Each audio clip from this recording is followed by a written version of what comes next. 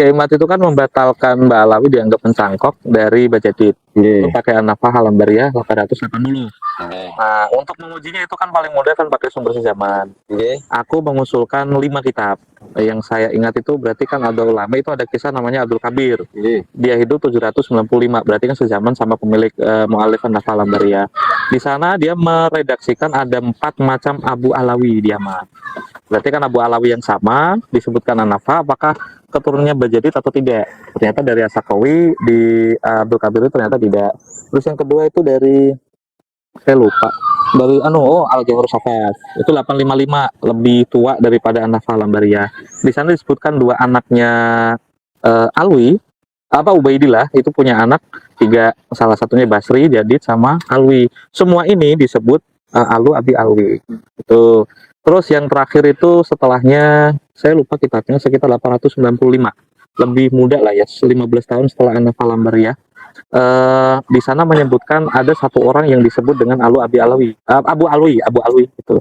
Dari komparasi sezaman berarti ada dua kekeliruan yang dilakukan oleh Muhammad Kazim An-Nafah Al-Ambariyah, ataukah ini kekeliruan dari nusaknya yang menulis ulang kitab itu.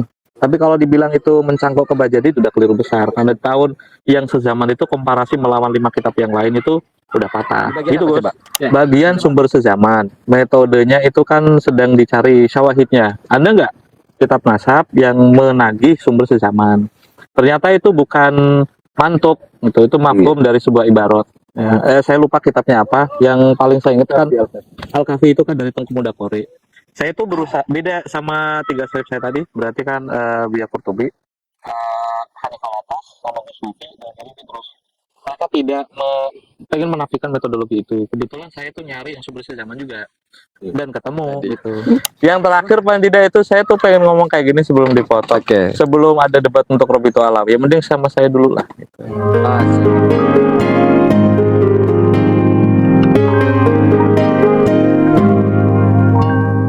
بسم الله الرحمن الرحيم الحمد لله رب العالمين وبه نستعين على أمور الدنيا والدين والصلاة والسلام على أشرف الأنبياء والمرسلين سيدنا محمد وعلى آله وصحبه أجمعين أما بعد. Dalam semua tulisan ataupun videonya yang membatalkan nasab Ba'alawi, Kiai Imad selalu berdalil bahwa tidak ada kitab nasab sezaman atau yang mendekati yang menyatakan bahwa Ubaidillah adalah salah satu dari putra Ahmad bin Isa al-Muhajir. Karena menuntut kitab sezaman atau yang mendekatinya, makanya Kiai Imad tidak mau mempercayai kitab nasab abad 8 Hijriah yang menyatakan bahwa Ubaidillah adalah putra Ahmad bin Isa. Sehingga Kiai Imad menyimpulkan terdapat kekosongan selama 550 tahun tentang keberadaan nama Ubaidillah sebagai putra Ahmad bin Isa. Berikut adalah jawaban dari Rumail Abbas yang kami kutip dari akun resminya. Problem sumber sezaman. Keliru jika Anda mengira sumber sezaman harus dari kitab nasab atau kitab sejarah. Tarikh sendiri punya 3 model, yaitu Manaqib, Sirah, dan Tobaqot. Al-Janadi, yang diklaim Kiai Imad sebagai sejarawan, sebenarnya kitabnya yang berjudul Al-Suluk, tidak sepenuhnya bisa disebut kitab sejarah umum, tapi sejarah model Tobaqot. Makanya, ketika saya memberi kuis kenapa tidak disebutkan makam Nabi Hud di Yaman, jawaban Kiai Imad, bahwa makam itu tidak punya riwayat yang sahih, jelas meleset jauh. Kenapa? Isinya, jika Anda baca utuh, versi saya 2 jilid, berisi hikayat, sahabat yang datang ke Yaman, para pejabat, tokoh, ulama, dan hikayat mereka sepanjang masa kekuasaan dinasti Rasuli. Dari segi tahun pun, Al-Suluk punya cakupan, yaitu sejarah Tobaqot dari dekade ke-6, sahabat, hingga abad ke-8 saja, tokoh-tokoh wazir di Yaman. Jawaban yang tepat kenapa makam Nabi Hud tidak ada di Al-Suluk ialah, Nabi Hud bukan sahabat Nabi, dan bukan tokoh Yaman pada era dinasti Rasuli. Apa motivasi Al-Janadi menulis buku yang ia sendiri menulis aturan mainnya sudah ditentukan? Seperti Turfatul Ashab yang diklaim buku sensus yang tidak mencatat Ba'alawi, padahal di sana tertulis, ini buku tokoh-tokoh Ashraf dan non-Ashraf yang mengabdi pada dinasti Rasuli. Adakah Ba'alawi yang jadi pegawai negeri sipil dinasti Rasuli? Tidak ada. Bahkan tidak ada Husaini yang jadi pegawai. Tapi apakah tidak ada Husaini dan Ba'alawi di masa itu? Anda perlu komparasi dengan kitab lain, dan saya temukan, minimal, 50 tokoh yang menjawab jadi amir di Hijaz, pegawai non-eselon di Yaman yang Husaini, dan nakib di Oman yang juga Husaini. Simpelkan. Makanya, saat Kiai Imad menagih sumber sezaman untuk Imam Ubaidillah, sebenarnya saya menilainya sebagai kedok saja. Tidak sepenuhnya tagihan ilmiah. Karena informasi seperti ini sudah diberitahu oleh tokoh-tokoh Ba'alawi dan non-Ba'alawi abad ke-7 dan ke-8. Semisal, Ali Al-Sakron, wafat 890 Hijriah, pengarang Al-Burqoh Al-Musyikoh, sudah mengakui kesulitan mencari referensi di masa lalu.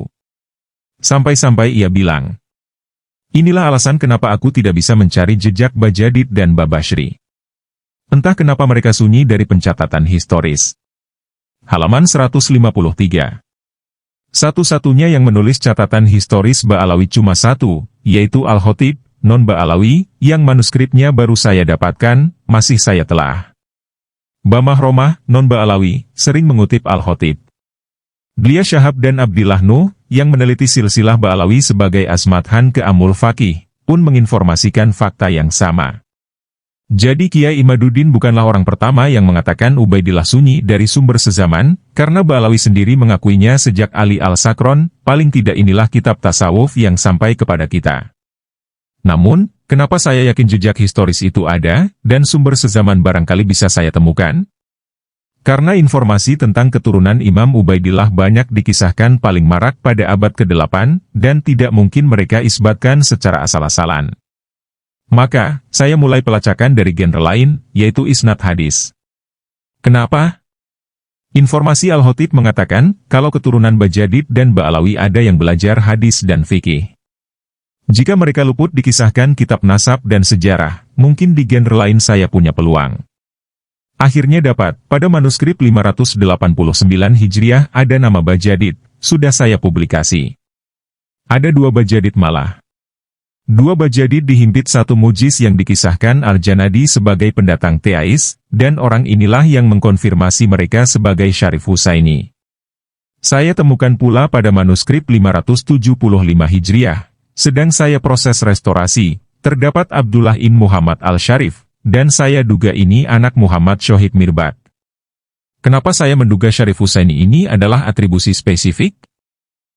Karena kitab Sultan Dinasti Rasuli memakai kaidah, Syarif diperuntukkan kepada keturunan Imam Ali dari istri Siti Fathimah, dan selain itu dipanggil Alawi saja. Turfatul Ashab, halaman 92-93. Kaidah saya.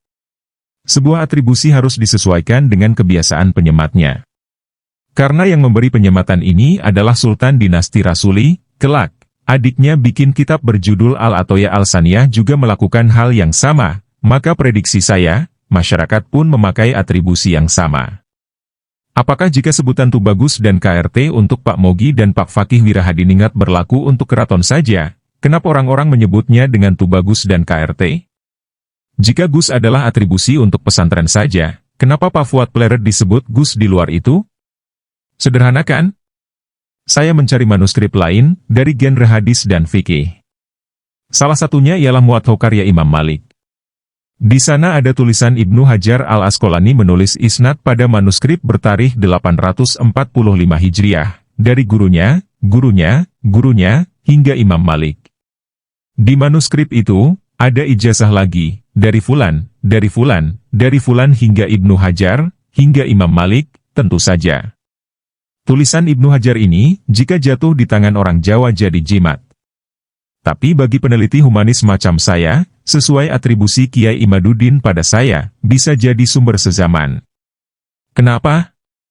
Saat Bajadid dan Ba'alawi di abad ke-6 sudah terkonfirmasi sebagai Syarif Husaini lewat isnad, lantas seabad kemudian lewat Al-Janadi dituliskan silsilahnya, bukankah ini yang disebut konfirmasi lewat bukti sezaman? Dan saya yakin bakal menemukan banyak nama dengan cara ini. Di bawah ini adalah ijazah Imam Ibnu Hajar, bahkan ditulis dengan tangannya sendiri. Saya dapat dari Princeton, New Jersey, lewat Muhammad Hamzah, mahasiswa di Universitas Kairo. Ternyata, kitab Muwatta bisa sampai ke kita lewat pundak-pundak isnad dan kesarjanaan di masa lalu. Sama persis saya menemukan nama Bajadid dan Ba'alawi dalam Sunan Turmuzi, 589 Hijriah, dan Sohih Muslim, 575 Hijriah. Bukan pada matanya, tapi pada catatan pinggiran. Tahu apa jawaban Kiai Imad tentang catatan pinggiran yang saya unggah, manuskrip 589 Hijriah itu? Catatan privat yang diambil dari lemari. Sialan bukan? Tapi tak apa, sejak saat itu saya memang tidak melihat beliau sebagai mukhotob saya. Penelitian ini akan saya lanjutkan, dengan atau tanpa beliau sebagai pihak penggugat. Toh, ini memang saya mulai dengan penelitian ilmiah. Saya itu merasa tertantang saja, masak diisbatkan banyak ulama tapi Ba'alawi tidak ada bukti historisnya sama sekali? Ah, pasti saya menemukannya. Begitu batin saya.